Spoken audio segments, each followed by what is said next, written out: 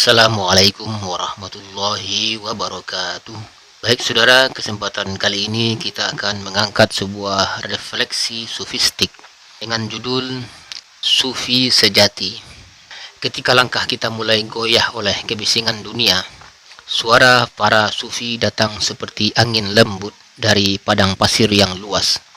Mereka tidak mengundang perhatian, tidak mengklaim kebenaran yang keras, tetapi melangkah dalam diam, membawa makna pada setiap keadaan yang mereka terima, bahkan pada perubahan yang tak diinginkan. Di antara mereka, seperti yang dikisahkan dalam dialog Sahal Al-Tustari, adalah mereka yang tak memiliki apapun, namun juga tak menginginkan sesuatu pun. Mereka adalah jiwa-jiwa yang merdeka dari cengkeraman bentuk, dari keluhan dan pengharapan, dari keinginan agar dunia sesuai dengan kehendak pribadi. Apakah kau ingin tahu dengan siapa engkau harus bergaul di zaman ini? Carilah mereka yang tidak menuntut dunia berubah demi kenyamanannya. Mereka yang diam dalam badai, yang tidak mengecam keadaan, tetapi mencari makna di baliknya. Sebab semakin keras dunia mengubah arah, semakin dalam kebutuhan kita akan jiwa-jiwa seperti mereka. Dari bibir seorang wanita yang dijumpai Zunnun, muncul jawaban yang menelanjangi kerinduan terdalam manusia. Aku datang dari mereka yang tidak teralihkan dari Allah oleh jual beli maupun kesenangan dunia. Kepada pertanyaan tentang kemana dia pergi, jawabannya menghunjam seperti cahaya, menuju orang-orang yang tak menjadikan kesenangan dunia sebagai pusat ingatan mereka. Lalu ia melantunkan syair yang menyentuh langit, bahwa hidup mereka adalah persatuan dengan Tuhan, bahwa langkah mereka menapaki padang gersang dan puncak gunung bukan demi pelarian, tetapi demi tujuan yang tak terlukiskan. Mereka mengejar yang tak terhingga, bukan karena mereka tahu segalanya, melainkan karena mereka telah mengosongkan diri dari segalanya. Begitulah para sufi.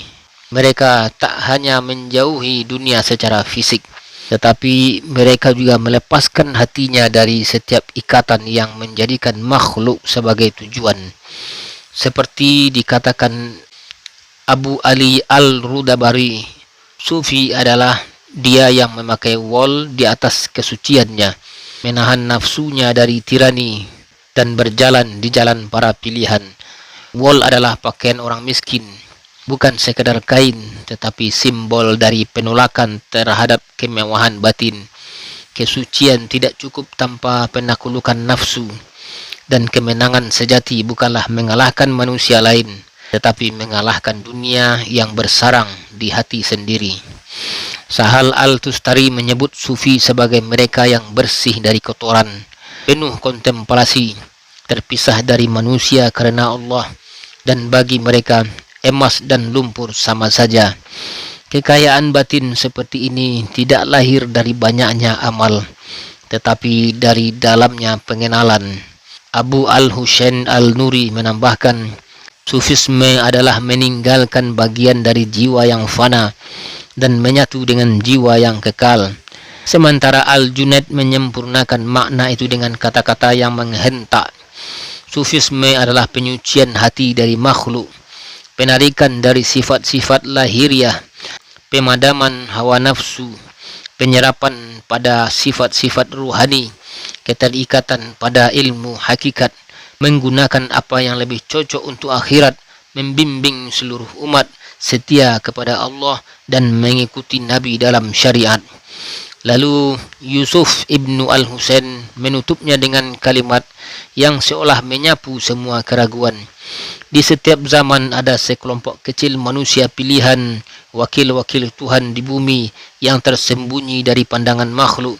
Jika mereka ada, maka dunia ini tetap punya cahaya. Dan di manakah kita berdiri dalam semua ini? Apakah kita sibuk mempercantik wadah namun kosong dari isinya? Apakah kita bergelimang nama, status, dan pujian tetapi miskin dari satu hal yang paling penting, zikrullah? Maka dalam kesunyian, mari kita merenung apakah kita sedang mendekat kepadanya atau justru sibuk mengitari bayangan kita sendiri. Sebab sufi sejati bukanlah yang memakai jubah atau berzikir di tengah keramaian. Ia adalah yang hadir dalam keheningan, yang menyalakan cahaya di tempat paling gelap dalam diri. Baik saudara, demikian penyampaian kali ini, semoga bermanfaat. Assalamualaikum warahmatullahi wabarakatuh.